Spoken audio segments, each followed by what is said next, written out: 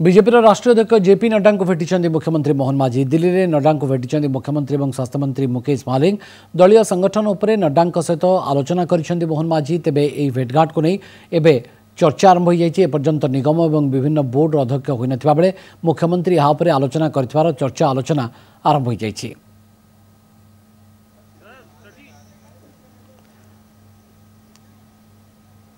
BJP राष्ट्रीय अध्यक्ष को भेटी मुख्यमंत्री और मुकेश महालिंग स्वास्थ्य मंत्री एवं जेहेतु निगम को लेकर एवं अन्य पदवी को लेकर वर्तमान सुधा पदवी सब पूरण करा जाई नाही।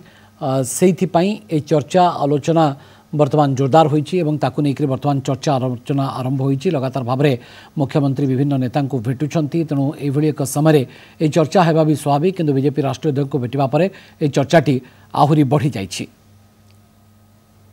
जेपी नड्डा को भेटी मुख्यमंत्री मोहन माझी और स्वास्थ्य मंत्री मुकेश महालिंग। बीजेपी राष्ट्रीय अध्यक्ष को भेटुंट मुख्यमंत्री एवं या परे ये चर्चा आलोचनाटी आरंभ हो जाइए जे खूब शीघ्र निगम पदवी पूरण करा जिवो, बोर्डर पदवी पूरण करा जिवो एवं अन्य जो पदवी रही सेगुड़िक शीघ्र पूरण करा जिबा नहीं चर्चा होइथिबार सूचना आसी पहुंचुची बा चर्चा आलोचना ए बाबद जोर धरिछि।